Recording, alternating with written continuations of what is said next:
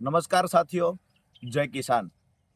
Botad marketing યાર્ડની અંદર વર્ષોથી કડદા પ્રથા સિસ્ટમ ચાલે છે, જેના કારણે ખેડૂતોના ખિસ્સા કપાઈ રહ્યા હતા। અસંખ્ય ખેડૂતોની અમને ફરિયાદ મળી, જેના કારણે અમે ગઈ 10/10/2025ના રોજ બોટાદ માર્કેટિંગ યાર્ડ ખાતે આ કડદા પ્રથા બંધ કરી ખેડૂતોને જે લૂંટવામાં આવી રહ્યા છે એ સિસ્ટમ બંધ કરવા માટેથી મોટી સંખ્યામાં ખેડૂતોને સાથે લઈ રજૂઆત કરવા પહોંચેલા।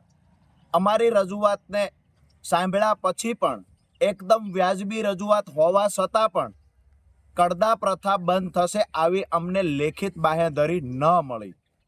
ક્યાંક ને ક્યાંક શાંતિપ્રિય રીતે ગાંધી ચિંધ્યા માર્ગે અમે નક્કી કર્યું કે જ્યાં સુધી લેખિત બાંહેધરી નથી મળતી ત્યાં સુધી માર્કેટિંગ યાર્ડમાં ખેડૂતો શાંતિથી ધરણા કરશે। મોડી રાત્રે પોલીસ આવે છે, લાઠીચાર્જ કરે છે, અમને ઉઠાવી જાય છે। અમને કહેવામાં આવે છે કે માર્કેટિંગ યાર્ડમાં તમારે લોકોએ બેસવાનું નથી। અમે નક્કી કર્યું કે માર્કેટિંગ યાર્ડમાં બેસવા નથી દેતા, કડદા પ્રથા બંધ થશે એની લેખિત બાંહેધરી નથી આપતા, તો અમે બાજુનું ગામ હળદળ છે ત્યાં ખેડૂત પંચાયત બોલાવીશું। તો 12/10/2025 સાંજે 4 વાગે હળદળ ગામમાં ખેડૂત પંચાયતનું અમે આયોજન કર્યું।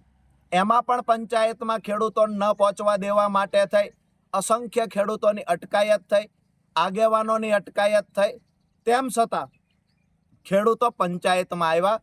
હું અને મારા સાથી મિત્ર પ્રવીણભાઈ પણ પંચાયતમાં પહોંચ્યા। ક્યાંક ને ક્યાંક થોડી જ વારની અંદર પોલીસ આવે છે, ત્યાં આવીને લાઠીચાર્જ કરે છે, ત્યાં આવીને ટીયર ગેસ છોડે છે અને ત્યાં આવી આ ટોળાને હેરાન કરવાનું કામ પોલીસે કર્યું, ટોળાને ઉશ્કેરવાનું કામ પોલીસે કર્યું છે। જેના કારણે ક્યાંક ને ક્યાંક એવું બન્યું પોલીસ અને ખેડૂતો વચ્ચે ઘર્ષણ થયું।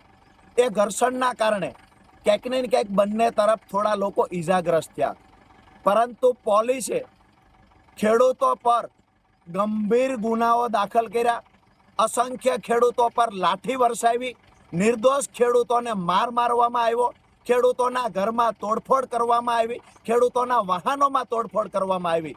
મારી પ્રશાસનને વિનંતી છે, તમને દુશ્મની છે તો રાજુ કરપડાથી છે, પ્રવીણ રામથી છે, તમને દુશ્મની ખેડૂતોથી શા માટે છે? તમામ ખેડૂતોને ટૂંક સમયમાં છોડી દેવામાં આવે।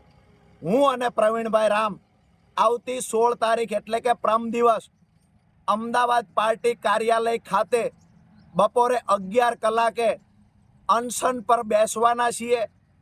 પોલીસને લઈ જવા હોય અમને ત્યાંથી લઈ જાય, પણ મારા નિર્દોષ ભાઈઓ ખેડૂતોને છોડી દે આ નમ્ર વિનંતી કરું છું। તમારે લાઠીઓ મારવી હોય તો અમારે પીઠ પર મારો, જેલમાં પૂરવા હોય તો જેટલા દિવસ રાખવા હોય એટલા અમને રાખો, પણ નિર્દોષ ખેડૂતો પર અત્યાચાર ન ગુજારશો। અમે સામે ચાલીને અમદાવાદ ખાતે આવી રહ્યા છીએ। આવતી 16/10/2025 બપોરે 11 કલાકે ગાંધી ચિંધ્યા માર્ગે ફરી વખત અમે લોકો ધરણા પર બેસીશું। જય કિસાન। સાથે જ તમામ સાથીઓને એક સંદેશ આપવાનો કે અમે લોકો જેલમાં ગયા પછી પોલીસ અત્યાચાર કરવો હોય એટલો કરી લે, અમારા ખેડૂત પરિવારોને બચાવવા માટે તમામ અત્યાચારોમાંથી પસાર થશું, પણ આવતી 31 તારીખે ગુજરાતના કોઈ પણ જિલ્લામાં કિસાન મહાપંચાયતનું આયોજન થાય, માન્ય અરવિંદ કેજરીવાલજી એમાં આવતા હોય તો તમામ ખેડૂતોનું વિનંતી કરું છું કે હું તો ભલે જેલમાં હશું, પણ તમારે લોકોએ ખેડૂત પંચાયતની અંદર ખેડૂતોની તાકાત શું છે એ બતાવવાની છે। જય કિસાન। આપનો ભાઈ રાજુ કરપડા।